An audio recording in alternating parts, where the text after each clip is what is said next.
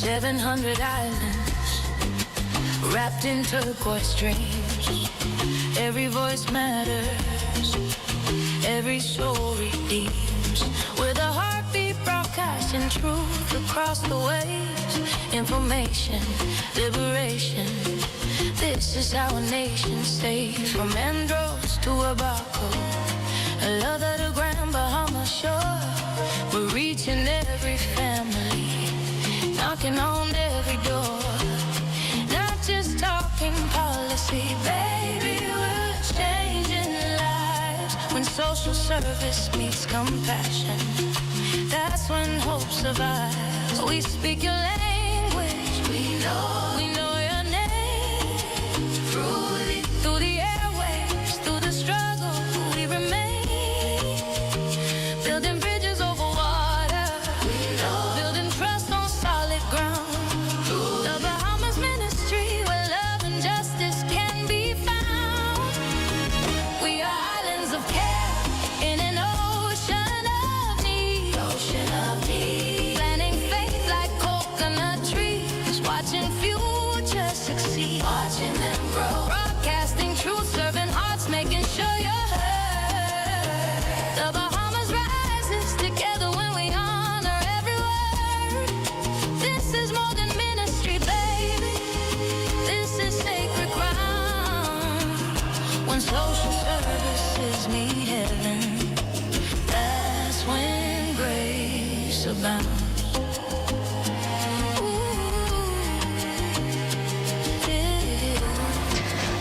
This is a very special segment of taking social services to the people. I'm inviting you into my office. It's like an intimate place, and special things happen here. People share their hearts of how they feel, the pain that they feel, the triumphs that they celebrate. And in recent times, we've been talking to youth, the way they feel. As a matter of fact, we have some very, very special guests today. One of them you'll see, the other you won't see. But they all have something in common. They feel that they are in crisis. It's not different from what surveys around the world indicating that youth are in crisis. And we're going to be dealing with a subject that we don't like to admit to, we don't really address. But because we don't address it doesn't mean that's going to go away. As a matter of fact, it gets worse. Mental disorder in the community of our youth is in crisis. Youth are in crisis. It's really heartbreaking, but we can do something about it. The crisis in our country is not only here, it's around the world. Globally, 1 in 7 adolescents experience mental disorder. Can you believe that? Depression, anxiety, and behavioral disorders are most prevalent among 10 to 19-year-olds. In 2023, the Bahamas government, in conjunction with the Pan American Health Organization and the World Health Organization, they conducted this global school health survey. The results for the Bahamas is described as staggering. You'll hear just in a minute from Dr. Carter Lukey that 58% of our youth feel that we are in crisis. Oh boy. Just after this insert from Dr. Lukey, we're gonna meet a young lady. Her name is Jennifer for this program. She's beautiful. I wish you could see her. She has such a quiet smile. She just looks so humble. She looks like a teddy bear. You want to hug her up. But because what I believe is a mean streak that we have in our country, she's afraid to come out. She's of age. I spoke to her father, who gave permission in spite of being shot incognito. And, we don't even feel the comfort in having the empathy and the understanding that all of us are going through something. Words shape our world, and the words that we are spewing out is causing too much emotional damage. In 2023, the Bahamas government, in conjunction with the Pan American Health Organization and the World Health Organization, conducted the Global School Health Survey. When we look at the statistics, we realize that we are in crisis in terms of our young people. Many of our young people are facing mental health challenges. I'm not saying all of these children are from sexual abuse or child abuse, but I want you to have a look at the figures. 25.2% of our school-age population surveyed indicate they considered suicide. 19.5% attempted suicide. 30% of our school-age children are saying they are depressed, but the biggest statistics, the one that is the most harmful and hurtful and saddening to me, is 58.4% say they don't have anyone to confide in. That indicates that our babies are in crisis. That indicates that many of our children are suffering in silence. I want to just welcome you, Jennifer. Thank you for your courage to speak out. Now, you just heard me talk about the crisis that the youth is in. Do you agree? I agree, 100%. Why? Well, most people just feel like they aren't being heard, and if they do, people just feel like that something is wrong with them and just look the other way. Or don't even think about therapy or say that, oh, you shouldn't be having any stress issues or any complications because you're not working. You don't have a job yet. You just go to school and stuff. But school can be a stressful place and an environment as well. Why do you say school is a stressful place? Well, you would have all of these expectations of you, and if you would want to take something that others already believe this is a different path for you, they just wouldn't accept it or wouldn't support you, and that would just make you feel some kind of way. Give me an example. You would just feel, you would take on a role that that person wants you to take, but eventually it's not your passion. So you just eventually just can't continue with no more. What's the hard part of going to school? It's just bullies. Like you get bullied because of your appearance or Because of your parents? or your personality. Like if you're quiet or don't talk to anybody or just keep to yourself, they'll say that you're weird. They're weird. They don't talk to anybody. And they just... Is that your personality? Yes, sir. Why? I get shy around a lot of people at first. Instead of people trying to get to know me, they just say I'm weird because I'm different. I don't like the kind of music they listen to. I don't do the kind of things that they do. What are the things that they do that you don't do? Go to parties. I don't really like alcohol at all. You don't like alcohol? Mm-mm. That's a good thing. Huh? Yeah, but do you find that your peers like alcohol, and Yeah. what do you see? That they like alcohol and the party, large crowds. Then that's just not me. You know, there's a scripture that says, too many companions lead to ruin. So, you know, too much partying, too many friends all the time leads to disaster, tragedy. But there are a couple things that you're saying in there. And I'm going to go back and then come forward again in terms you're saying that people don't listen to you. People judge you. What about you coming and talking to someone? Why are you afraid to talk to someone if they don't approach you, and why do you feel you are in a shell and don't want to talk to others? I feel like I could talk to people that I relate to more easier. Like children that are quiet, that keep to themselves, because I saw a part of me in them as well, that no one would want to approach them and talk to them. So I would talk to the quiet students and children at the time and become friends with them so that they don't feel like that they're alone and that they're by themselves. When you say the youth in crisis, you said that the youth don't have anybody to listen to.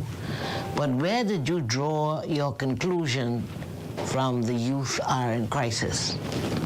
How you came to that conclusion? Well, when people feel alone, they get depressed and they just keep more to themselves and bottle up their emotions.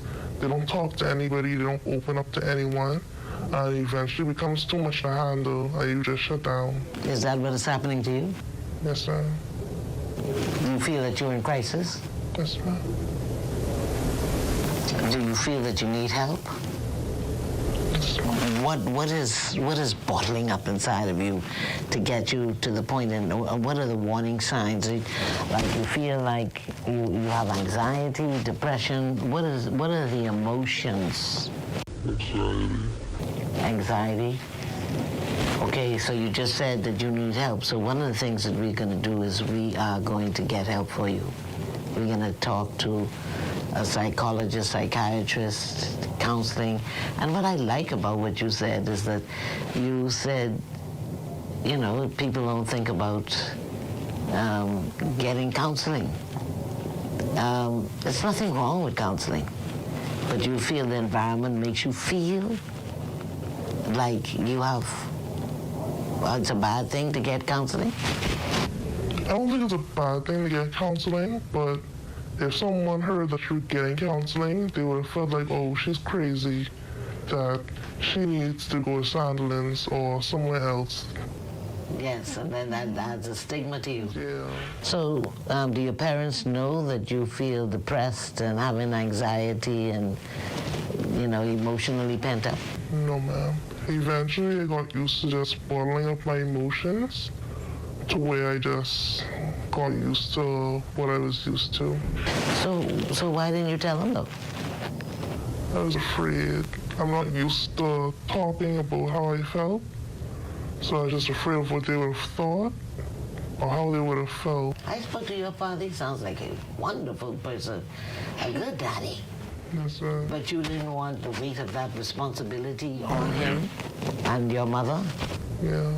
Yeah, so you ready to come up and open up now to talk to them about, because you have an extended family now with us, right? Yes, ma'am. And do you feel better that you can, you know, we can do this. There's nothing wrong with having to go through a phase, but how we can conquer this. What do you feel about that?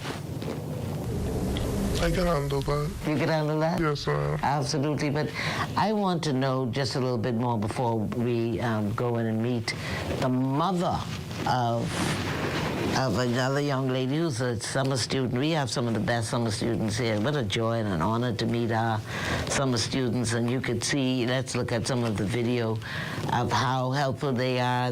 Most of them are interested in media. They're doing the work in the background, and they squeezing up in my little office trying to get this set ready for you, and you can see some of them. But, you know, there's always an environment that influences our internal, our emotional condition. What caused you to feel depressed and the pressure? What environment? Was it home? Was it school? Was it church? It was both at home and school. I live with a family member, not my parents, and I felt like I was always being put down in a way. And if I said that I felt the same kind of way, they would say, you don't go to work, you don't drive, you don't have any other responsibilities other than going to school and coming back home. But they come with expectations, and then it's comparison to other people. And so that's home, and what about school? And at school, I just don't feel like I belong in certain places or that I don't fit in. And because I don't fit in, I end up feeling alone, and I just keep to myself. and don't. What is the environment you don't fit into? I want to take you into their environment in school. That's what I want. I want you to be Like, blunt with me now. like the social crowd. Okay, what they do in the social crowd? We warming up now. What is it do you see drugs? Do you see sex? What is it that you see? I see that children vape a lot, and they do edibles, and they sometimes sneak alcohol into school and do shots. What kind of thing? You could hear some things. I can't take it. What you mean shots? You mean alcohol? Yeah. Edibles. When you say edibles, Like drugs. Like, they can be in little candy packages or in anything now. Really? Yeah. Is that pervasive? Is that a lot? Is that just some of the students? Is that a lot of the students? That's most of the students. And every crowd has a different category. You have the popular kids, children who stay by themselves, and you have the people in the middle who just get along with everybody, or try to. And then when they get along with everybody, they end up taking the edibles, vaping. Yeah. And you refuse to do that. Yeah. Well, you've made some very good choices. You know, what would be your final advice to anybody listening to your voice to get us better, to help us to be stronger people and do what is right? I feel like that a lot of people fear of saying no, but it's okay to say no. Because when you say no, that's you sticking up for yourself and that's you standing your ground.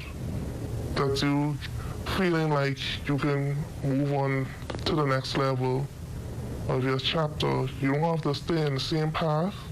You can just move forward by saying no to something that you don't want to do. You see how strong she is? She has a emotional vulnerability, but she is sound in her thinking. But her environment is undermining her confidence. Is that correct? That's right. And in undermining your confidence, do you feel any fear? Are you fearful sometimes? Yes, I'm a lot of times. A lot of times you're fearful. Yes, Why? I'm fearful when speaking and in front of a camera because I don't want to say the wrong things and then it gets interpreted the wrong way. Well, cameras are not there every day, but there must be something else. But you got any boy problems, man problems? What kind of problem else you have? You talked about the drugs, because you're 19. Mm-hmm. You're a beautiful young lady, but speak to that. When I was a teenager and still up to now, I got approached by older guys around the area, and they'd always try to follow me home or try to stop, pull over inside a car and try to ask if I need a ride or anything. And if I don't even answer, they try to get closer. So you feel threatened? Yes, sir. Any other experience that may have contributed to that fear? One time I was walking my dog and there's this guy just standing there where I usually stop to let him poop. And he was just standing there. He didn't move anything, he just stood there. So I didn't walk further down, I just stayed where I stood and let my dog poop there. And when she did, I heard a speed walking home, and he was calling out to me and following me and speed walking as soon as I started running. So I just ran home. You know, I just wish I could talk to you more, but, you know, the point is what she's saying, is that there's this sense of vulnerability, of fear. If you look at all the headlines, oh my God, 12-year-old, went from 11-year-old, somebody trusted, just sexually abusing. That is not who the Bahamas is. That's not who Bahamians are. That is not our foundation. And we're doing this program so that we can get back to our foundation. There's so much beauty in our country, and the beauty begins in the hearts of the people of the Bahamas. And we at Social Services are inviting you to let's get together and get it back. When we come back, we're going to talk to a mother who specializes in psychological matters, and her daughter, who is a summer student here, has the challenge, and I guess because of in part of her expertise, and she lives in a two-parent home. It doesn't matter where the problems are. You know, you could have a single-parent home, you could have a happily married parent home, and all this pressure that we get is from where we go and where we interact with. Actually, it's the foundation at home, and we have it. It makes us more able to recover from the challenges and the pressures that we have on the outside. But when we come back, I'm going to talk first to the mother.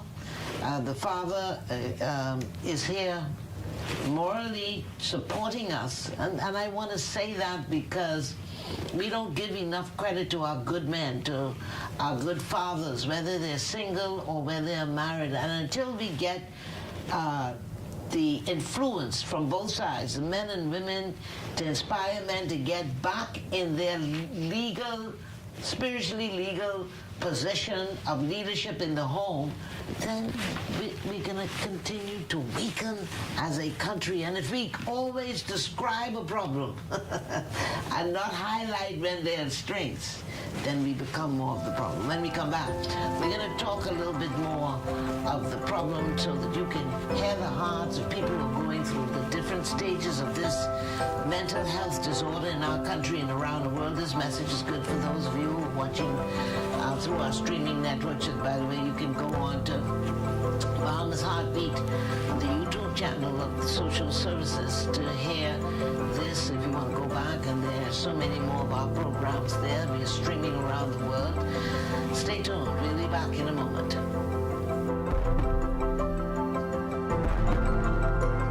You can now stay in tune with all things social services on any one of our social media platforms: TikTok, Facebook, Instagram, and YouTube. Also, missed any of our Taking Social Services to the People programs? No worries. Subscribe to our YouTube channel, The Bahamas Heartbeat, to watch all of our programs and special content. Social Services is the heartbeat of the nation, taking our clients from dependency to self-sufficiency to economic empowerment.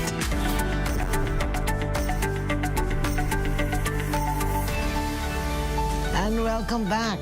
Listen, we're talking about the crisis that's in the population of our youth, mental disorder. It's something we don't like to talk about. But you know, here on Taking Social Services to People, we are not afraid to confront. We have to confront and defeat anything that is going to destabilize us. You know, I think the minister, Senator the Honorable Barbara Cartwright, said something that is extremely important. We have to put our focus on stabilizing our families. You know, the philosophy here is that we are going to move through the responsibility that we have in social services, our community, from dependency, self-sufficiency, to economic empowerment. I am so proud that we have a mother and daughter with us. That's what it's going to take, family, to stabilize us, absolutely. And you know what makes me even more excited is that just as we were coming on, we just talked to Jennifer in our previous, and she was so transparent and she was so truthful, so wise. She's a leader. That's what sometimes we misdiagnose. She feels that she is emotionally unstable, but she's the stable one. She's the one who's saying no to drugs, edible drugs, and vaping and all this nonsense. What? She's the one who's saying no and taking heed and looking for the danger signs and avoiding them. And it is absolutely no reason that we should be making those who are choosing the path of right to feel emotionally vulnerable. I'm inspired. There's enough of us in this country to turn this around. And just as we, you know, I like talk, right? And I don't talk the secrets. We in here, there's a place, all kinds of secrets in here. But, you know, just before we came in, and as I introduced our mother and daughter team, you know, Dr. Justina Knowles said, my husband is the best father. He's the best husband. So I'm going to shout out to you, Samuel Knowles, Samuel Derek Knowles. You are the father. Can I make you the father of your household, not only your household, but among the fathers of the year, among the fathers of the Bahamas? You know why I say that? Can I tell you what I can talk on them? They said when she was getting her PhD and all of her books were spread over the bed and you were there coaching her on, and she said, she said, you said, now use your PhD and call you doctor. I'm talking about Justina, Dr. Justina Knowles. You know, some men uncomfortable with women progressing.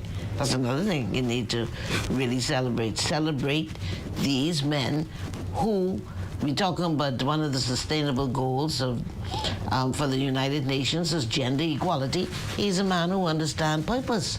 Men and women are born to rule industry. Men are head of the household. But let me go on to what I'm supposed to be talking about. And you know, her resume is so long, and her title and her experience. She's very, and I'm making this point because sometimes we have a profile of who we think going through these problems. Here's a mother who is highly educated and experienced, and her daughter, who you will meet, who is our summer student who we love, Condoleezza Knowles, say, my mommy don't like to say, give all our credits, give all our credit. She said, no, that's all right. No, you need to know who you're talking to, that what she is about to talk about is as a mother, and she's also able to address this as a professional. So let me, mommy first, right? Yes, I want to welcome you to Taking Social Services to the People. Dr. Justina Knowles is a PhD in public health services.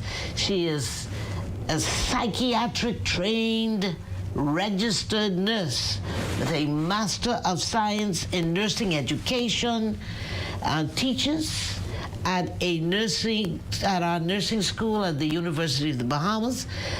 And she specializes in gerontology. That's another thing that we have to fix in our country. Oh, Lord. Honor your mother and your father so your days may be long. Yes. Oh, I am not going to stay in there. That's for another program. But we have to treat our elderly better. And she is a certified nurse manager. I want to welcome you. Thank you. It's a pleasure to be here. You know, I was so blessed, and as we prepared to come on the camera, you turned to your daughter, and this is your daughter, yes. Condoleezza. She's so pretty and got that nice smile. Thank you. Condoleezza, you know, it's a great name, Condoleezza Rice. You know, have you heard that name before? Yes, Mom. Yeah, and you're going to be just as great or greater than her. Thank you so much, Mom. You will. And you're so pretty, I can't take it. But you know what I really appreciated, just before we came on camera, she turned to Miss Condoleezza and said, "Let's pray."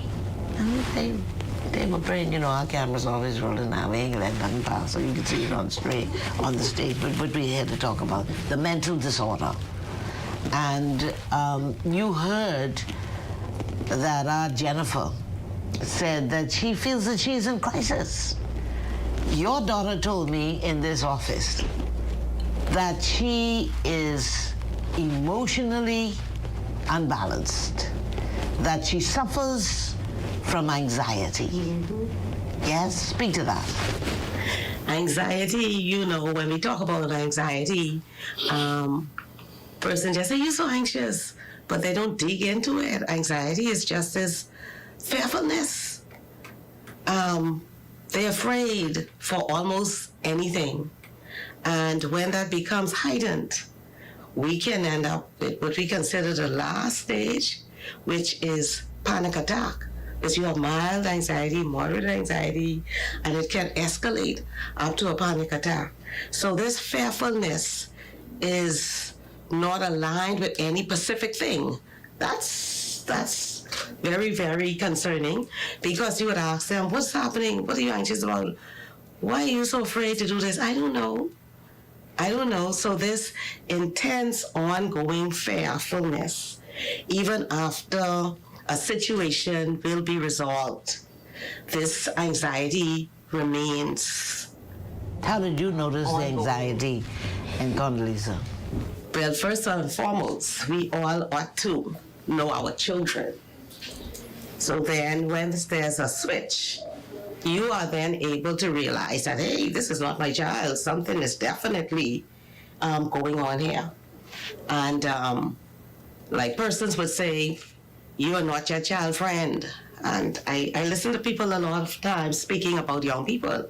But I want to be the best friend that she has. Reason being, as a mother, I am not going to encourage her to do the things that what her friends would want her to do.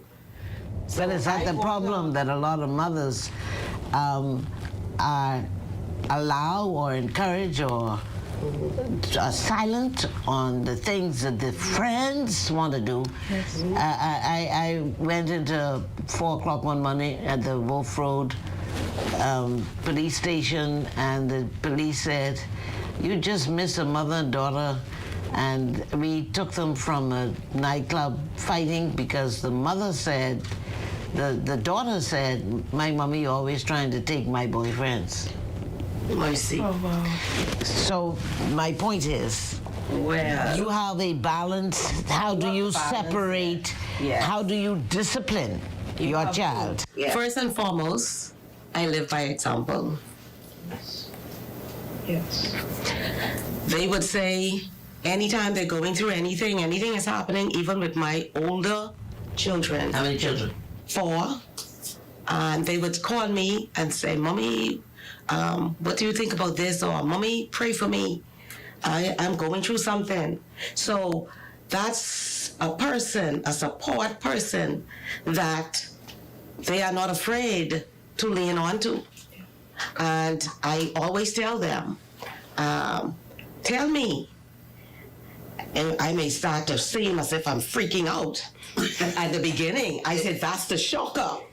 I said, but eventually, that dissipates, and we are able to deal with the situation. So I don't want you to ever feel that you cannot come to me with anything. I said, I don't mind how horrible it is. We just have to find a way to manage it. I am your mother. I love you dearly. I will always love you, despite what you do. See, we want our children to be a certain way. Huh? We just do this molding, and only God transforms and molds our characters. But we want to do this to our children. The best way to do that is to live the life that you would wish for your child to live. So at the end of the day, they're going to think, you know, mommy would not. Yeah. And then I have to get down with them. And some of these stuff, they start to talk. I have to then do my researching, do my together so that they will not refuse to come back to me again. They are their own person. Yes, we want the best for them. Yes, we train them. The Bible said, train up a child in the way that he should go. So I always tell her, 2 Timothy 1:7, you know, God did not give you the spirit of fear, but of power, of love, and a sound mind. Yes. And if you forget that, then you go to Philippians chapter 4:6. Be anxious for nothing, but in all things, through prayer and supplication, make your request known unto God. And I said, when these anxiety feelings start, no one have to hear you. God reads your mind. In your mind, you say, help me, Jesus. That's it. Cast down all imaginations that exalts itself above the name of the Lord. But did she freak out when she realized that you had, and I want to welcome you to the program. Hi. How you doing? I'm good. When did you first realize you had a mental disorder, that you are emotionally unstable? Okay, so basically I want to say early high school, junior high school, you know, it was just a switch, sort of, to speak. I used to excel a lot in primary school. It was good. My mom, she stopped doing my work from I was in grade 4. Yeah. Yes. So I never did no assignments. Yeah. or anything. And then when I reached the high school, I don't know, the environment wasn't loving, it wasn't careful, it wasn't graceful, you know. I dealt with bullying from all different sides. You know, I felt inadequate. And I felt like I just couldn't do anything. I felt like I lost myself. So I would stay home, couldn't get out of bed, couldn't eat, just no motivation to do anything. And when I would tell like common people that, they would be like, what's wrong with you? Just get out of bed, you know, just get up. But what people don't realize is when you have anxiety or even a little bit of depression, you know, it's hard. You need help to get out of that. I haven't personally met somebody who has gotten out of it on their own, but it's rough. And I realized and when I went into grade 9, my mom was like, you know, I noticed and I see that there's something wrong, so let's get you a psychiatrist. And it went from there. But you know, you said, you know, I had a program in the 80s, you weren't born yet, it was called Reaction. Yeah. And I would, you remember, were you born yet? You don't look like you were born yet, Dr. Justina, were you there with Reaction? Yeah. For every cause? For every cause there is an action. For every action there is a reaction. See there, so the cause. I want to talk about the cause. I would always end the show by saying every cause there's a fact. Yes, ma'am. So you talked about pressure on both sides. Yes. And I want to talk about what those both sides are, because you started off very normal. Yes, you ma'am. did not have these emotional problems. No, ma'am. Yeah, so it didn't stem from the home. No, ma'am, not at all. No. So what are these pressures on what sides? You said both sides. Yes, so from students and... I want you to hold that thought. Okay. And when we come back, it's going to really get Okay. moving. Yes. As soon as we come back, we're going to talk about what is the pressure that influenced her to become fearful, anxious, depressed, and with the need to be on medication. We'll be back in a moment. Have you heard about the Promise Unit? The Department of Social Services provides food assistance, housing assistance, uniform assistance, burial assistance, and financial assistance. Promise makes it easy. You can log on via cell phone, your computer, or your tablet. Sign up today at promise.gov.bs. Once you've registered and created a profile, you can call the Promise Customer Contact Center and speak with someone about any inquiries at 1-242-4-PROMISE. That's 242-477-6647.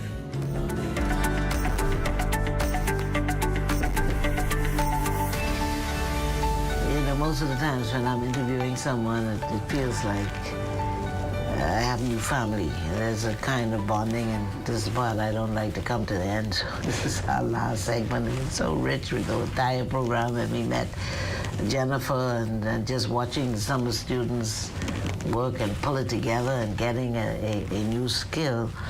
And so, you know, one of the things that really inspired me, I was having a meeting with some of the summer students, and Condoleezza started talking, and I said, you know, one day your name would be great.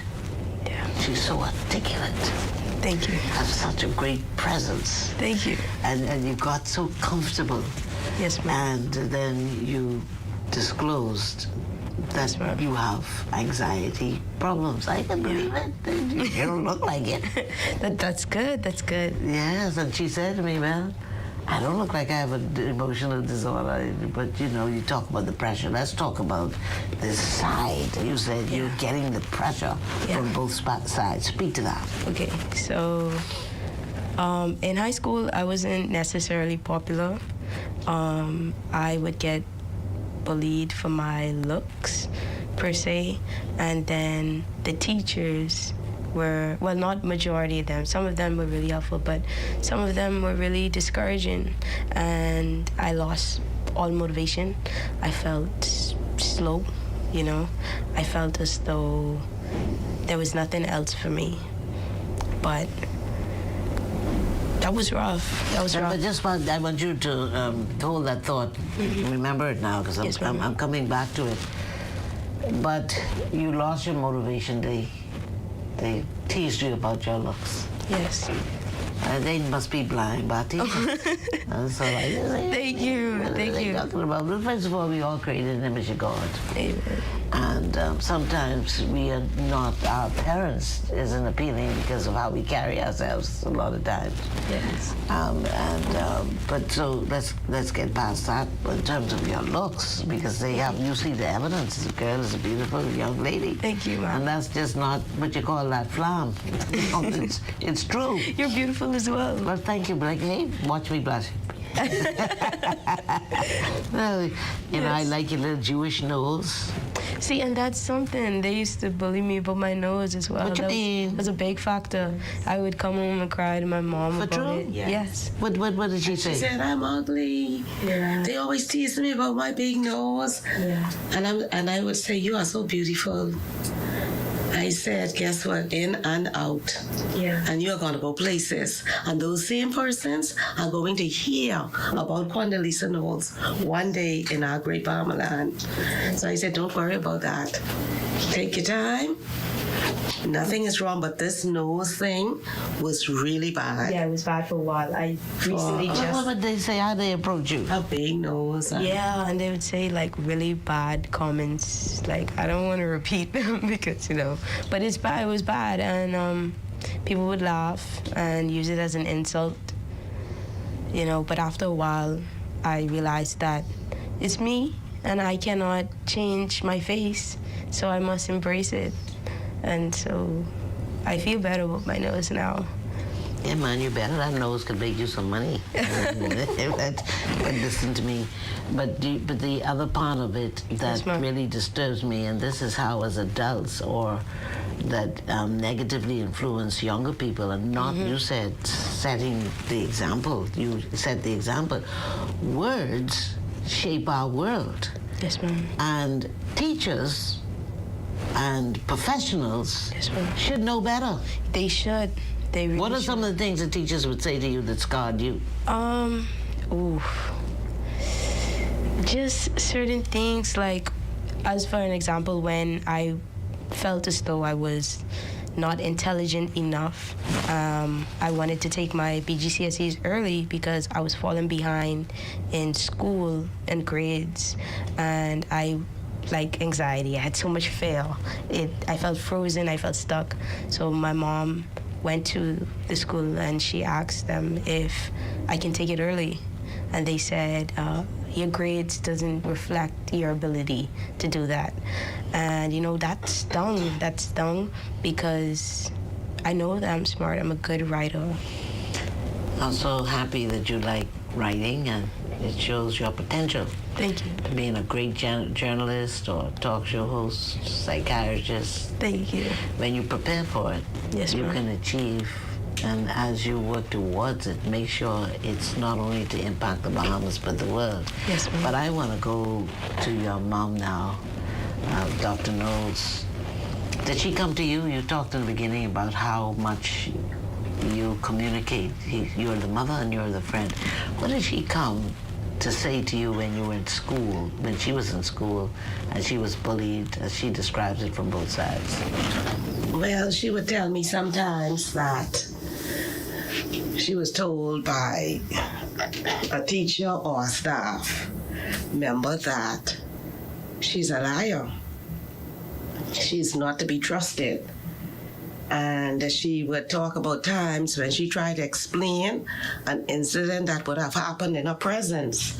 And no matter how she tried to explain it, it's as if she wasn't talking at all.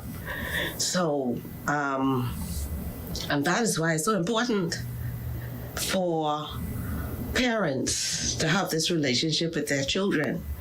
Before coming out of my car, I have them bow their heads because I have 2 granddaughters go there also with her, and we pray. Cover that whole environment and the hearts and minds of the teachers and administration. I would pray that prayer every single morning. I never let out of my car without that prayer.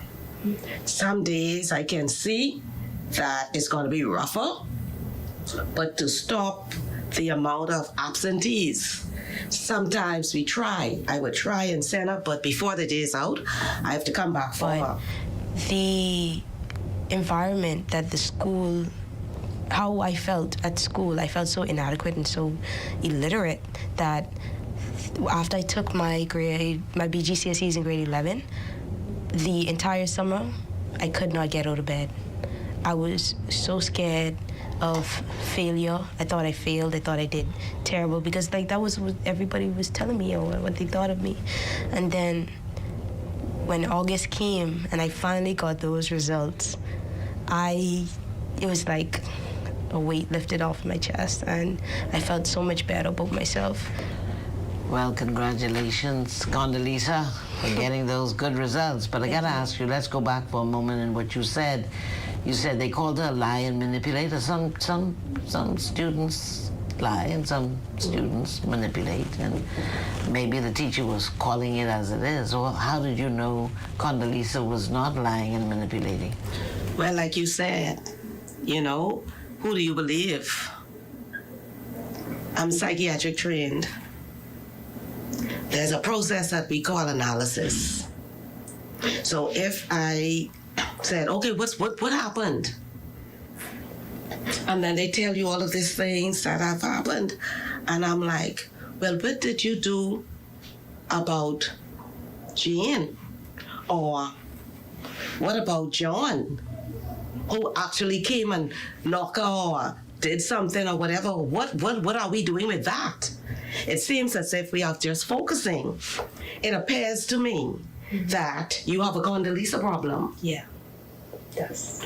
So help me to understand that it is not a Condoleezza problem, but we are dealing with a situation that had about 5 children, 5 students. Where are their parents? Yeah. What was the result, the outcome for the other children? Yeah. Who, based on what we're hearing, did so much more? Yes. So, is she the scapegoat? I was the only one punished in that situation. And I was so scared because they said they did not know if they were going to suspend me or expel me. They said that they would have to go to their board and talk it out. But I was the only one punished for it, but people were doing things way worse than what I was doing. I cursed on camera in my school uniform, but that was my only infraction, only suspension, only detention, not even a demerit, And so I was scared. I was out of school for a while until they finally brought me back. When we were talking to Jennifer, she was talking about the drug culture. I know that she goes to a public school. Yes. You graduated from a private school. Yes, Do you ma'am. have that problem in private schools? Most definitely. The issue is that with private schools, it's definitely more hidden, more covered, more quiet. People aren't going to know what's going on, but there was a big drug issue, big alcohol issue inside my school.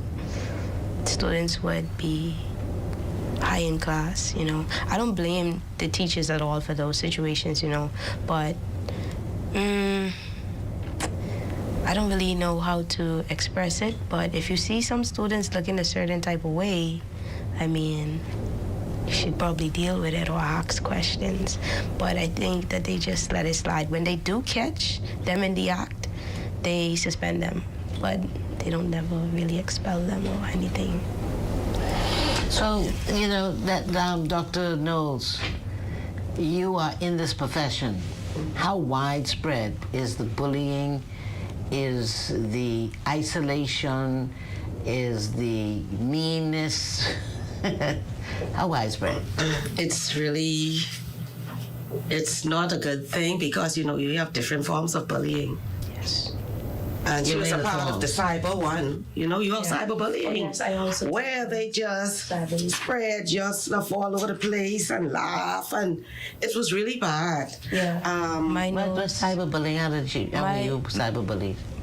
So I went out to a function with my friends, and at the function, they had these professional photographers.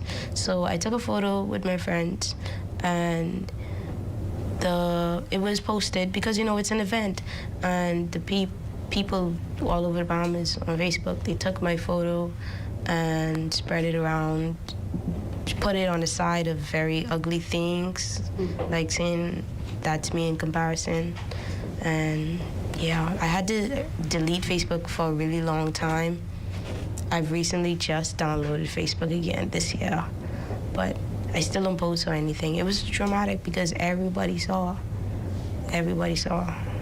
So What do you say? We're coming to the closing moments for the program. You're dealing with it at home. You deal with it as a profession. I just asked, how widespread it is. And what do you see as the consequences? How is that impacting our socioeconomic environment? How is that? Let me say this. Every agency has responsibility of their lane. yes. Yes. The government has responsibility for their lane, and that's all of its agencies, health, social services, whatever, national insurance. The church has responsibility for their lane, and the family has responsibility for their lane. Yes. However, we seem to only blame the government. Yes. The consequences of what we do in the home, Yes. the home is the foundation. Yes. What homes are these bullies coming up in? Yes. And have we had enough discussion to bring into an awareness? And we have to go, I want you all to answer that question very quickly, but also final words. And what is it going to take for us to fix this? Can I go before you? Okay. So I must say awareness like this program. Schools should implement more regulations, more rules, be more strict when it comes to bullying. Take bullying serious, I think they should have mental health days, bring in professionals, every once in a while to talk to the kids, give them good coping mechanisms, train the teachers, train the staff to know how to deal with situations when they arise. Because as children, I'm not a child anymore, but as children, we depended on adults and those around us to protect us and take care of us. And I must say, like how you said, people blame the government. I have a scholarship at the University of the Bahamas, and they accommodate me with my mental health issues. They have a whole department, and it is such a different environment from high school. I'm now excelling. I feel smart. I going to take up a minor in English along with my major. What's your major? Psychology. But yeah, it's really good. I love it. I love being in that environment. I feel cared for. I feel understood. And I think more young people should remember that even though high school is hard, there is a life after high school. Yeah, I'm so proud of you. 19 years old, spoken like a champ. Thank you. Final words. We talked about bullying. It's something also called perceived bullying, and we miss it. You may think that it's okay that it happened, and the child should not get upset. That's just a little thing that happened, but it's the perception of the child. And perceived bullying is a major something that we don't even think about. We just say, oh, you had a good day. Okay, yes, he just took your soda out your hand or your juice and he ran and he came back. Didn't he give it back to you? But the child is developing a perception. And based on how that child perceived that to be is where we're going to have the trouble, because the teacher may say, oh, that's nothing. The parent may say, oh, it's nothing, Johnny. He just was playing with you. No. He was messing up that mindset of that child. So parents, teachers, wherever a child is within my environment, I pay special attention. Although they said that's a maturity you now at the University of the Bahamas, every student under my facilitation, mental state is my business. What's the mental state in your students? I personally, no, what I'm saying, any issue. No, I know, but generally speaking, I want to know now that you're in the classroom, even with nurses, because you say perception. What we don't understand is she came from a strong foundation. She went in an environment that was abusive. It develops. It's noise in her system. It's transforming her mindset. It's undermining her confidence. It's following her into her future. So there's some people in your nursing program who probably is doing the same thing. I'm making the point that we don't think, in any program, we don't seem to realize that we used to say sticks and bones will hurt your bones, but words will never. Y'all know that? That is so wrong. Words hurt. I think words hurt worse than beatings, in my opinion. Words scar, they stay with you, especially when you overthink. You know, people don't know what goes on in the mind, and that's why I encourage everybody to seek help. It may be hard, but try. The best thing that happened to me was my psychologist and going to therapy. I do have bad days. I still have, little trouble, but I feel more confident. I feel the willpower to move on, to succeed, So I go there, get help. Help is okay. One second note. Close it for us. Yes. Well, mindsets are extremely important. Maintenance of a stabilized mindset does not mean you are absent from mental illness. That's not what's happening.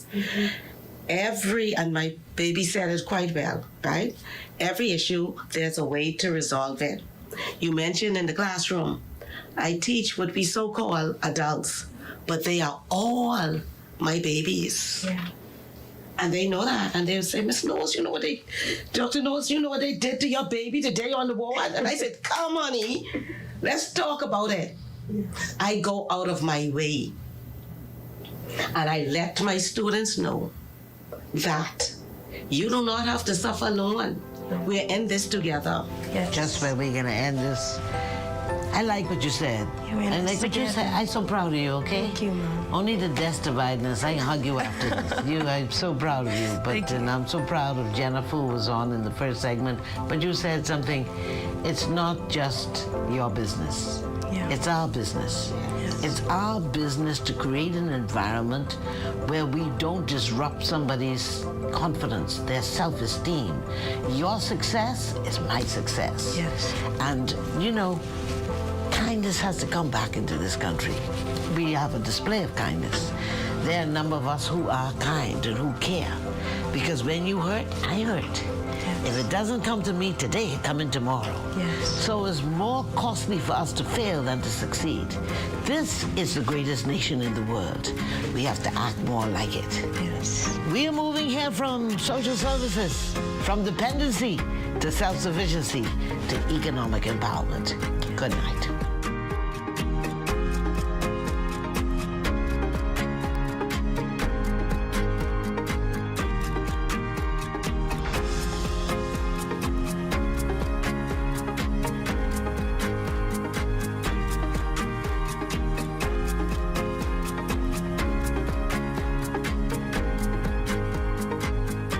This has been a production of the Ministry of Social Services, the heartbeat of the nation, where we move our clients from dependency to self-sufficiency to economic